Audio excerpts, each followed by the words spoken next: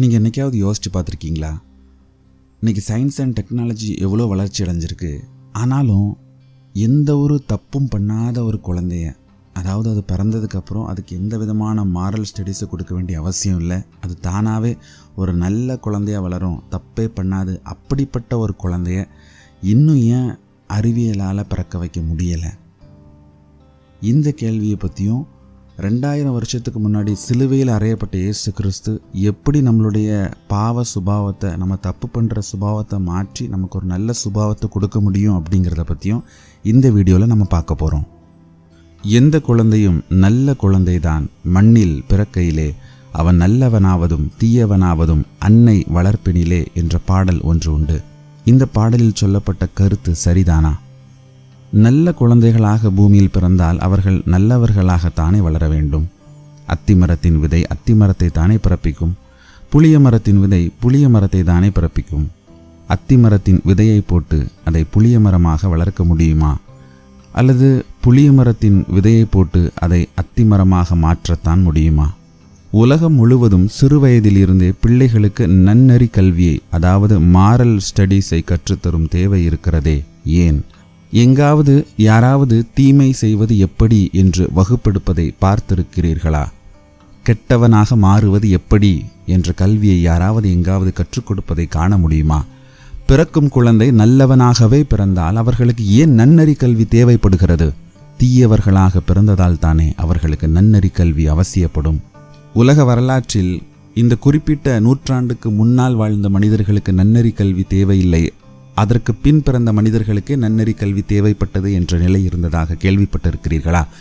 அல்லது உலகின் இந்த குறிப்பிட்ட பகுதியில் பிறக்கும் குழந்தைகள் நல்லவர்களாகவே பிறப்பார்கள், இவர்களுக்கு நன்னறி கல்வியே அவசியமில்லை என்று யாராவது கூற முடியுமா? இனிமேல் இந்த குறிப்பிட்ட ஊனத்தோடு அல்லது வியாதியோடு பூமியில் மனிதர்கள் பிறக்க மாட்டார்கள், இதை முற்றிலுமாக ஒழித்துவிட்டோம் என்று விஞ்ஞானிகளால் உறுதியாக கூற முடியும்.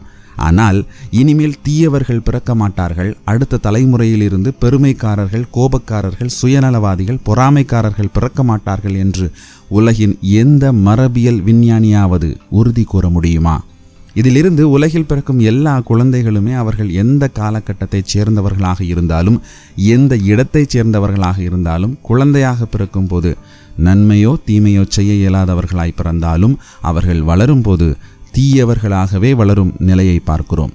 அதாவது பிடிவாதம், கோபம், பொறாமை, பெருமை, சுயநலம், வன்மம், கசப்பு, பேராசை, இச்சை போன்ற குணங்கள் அவர்களது இயல்பிலேயே இருப்பதை பார்க்க முடிகிறது. எனவேதான் உலகில் பிறக்கும் எல்லா குழந்தைகளுக்குமே நன்னறி கல்வி அவசியமாக இருக்கிறது.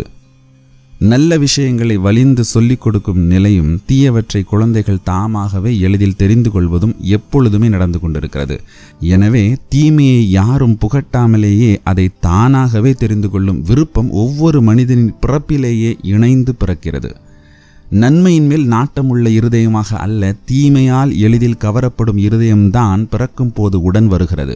இதுதான் பாவத்தின் மேல் இருக்கும் ஆசை. அதைதான் பாவம் என்று வேதம் சொல்லுகிறது. அப்படியானால் இவ்வாறு ஏன் எல்லா குழந்தைகளும் தீய சுபாவத்துடனேயே பிறக்க வேண்டும்?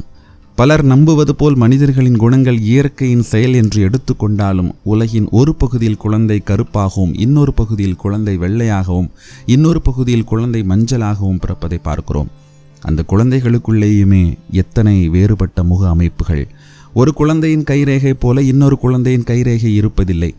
இவ்வளவு திறமை வாய்ந்த இயற்கையால் ஏன் இதுவரை சுபாவத்தில் தீமையே இல்லாத, நன்மையை கற்றுத்தரவே தேவையில்லாத ஒரு உத்தமனை கூட பிறக்க வைக்க முடியவில்லை? இந்த உலகத்தில் தான் எத்தனையோ மகான்கள் அவதரித்திருக்கிறார்களே என்பீர்கள். உண்மைதான். ஆனால் அவர்கள் அத்தனை பேருமே வாழ்க்கையில் ஏதோ ஒரு திருப்புமுனைக்கு பின்பே தங்கள் வாழ்க்கை பாதையை மாற்றிக்கொண்டு மகான்களாக பரிமளித்திருக்கிறார்கள். பிணி, மூப்பு, சாவு குறித்த கேள்வியே புத்தரை மாற்றியது. மோகன்தாஸ் கரம்சந்தை மகாத்மா காந்தியாக மாற்றியது அரிச்சந்திரனின் நாடகம். ஆனால் புத்தரோ காந்தியோ உலகில் பிறக்கும் போது மற்ற குழந்தைகளைப் போலத்தான் பிறந்தார்கள். ஏன் மனிதன் தீயவனாகவே பூமியில் பிறக்கிறான்? ஏன் நல்லவனாக பிறக்கக்கூடாது? இந்த விதியை எழுதியது யார்?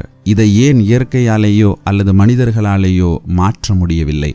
இக்கேள்விகளுக்கு நாம் கற்ற அறிவியலோ தத்துவவியலோ விடை சொல்லுமா? நிச்சயம் சொல்லாது. ஆனால் நண்பரே, இதற்கு பரிசுத்த வேதாகமத்தில் தான் தெளிவான விடை இருக்கிறது.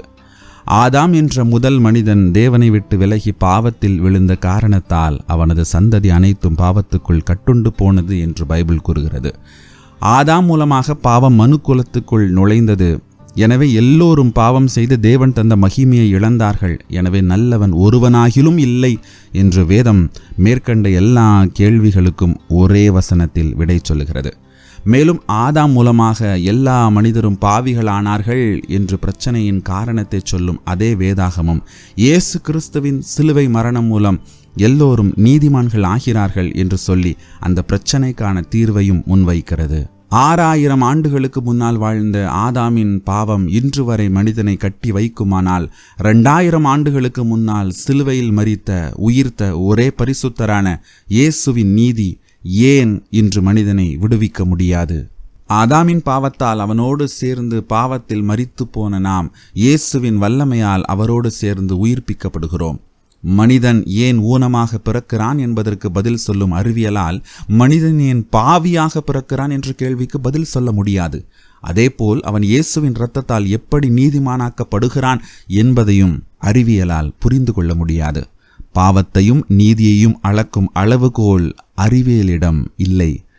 இயேசு தங்கள் வாழ்க்கையில் வந்தபோது அதுவரை தங்களை கட்டியிருந்த பாவத்தின் சங்கிலி உடைந்ததையும் முதுகில் வேதனையோடு பல ஆண்டு காலம் சுமந்து வந்த பாவ மூட்டைகள் நொடி பொழுதில் மறைந்ததையும் அனுபவித்து கண்ணீரோடு சாட்சி சொல்லும் பலர் இன்றும் நம் மத்தியில் வாழ்கிறார்கள். இயேசு கிறிஸ்துவின் அக்கிரமங்களை எல்லாம் மன்னித்து என்னை மாற்றி முழுவதும் என்னை தன்பால் ஈர்த்து கொண்டு மேலான சமாதானமும் சந்தோஷமும் அளித்து என்னை தன் வழி நடத்துகிறார் என்ற நிச்சயத்தோடு வாழ்பவர்கள் கோடானு கோடி பேர். அவர்கள் ஒவ்வொருவரும் இயேசு இன்றும் வாழ்கிறார் என்பதை நமக்கு நிரூபிக்கிறவர்களாக இருக்கிறார்கள். இவை எல்லாவற்றிற்கும் மேல் எருசலேமில் இருக்கும் இயேசுவை வைத்த கல்லறை அதன் முத்திரை உடைக்கப்பட்டு திறந்த நிலையில் அவர் இங்கே இல்லை, மரணத்தை வென்று உயிர்த்து விட்டார் என்று உலகத்துக்கு இன்றளவும் சாட்சி பகன்று கொண்டிருக்கிறது.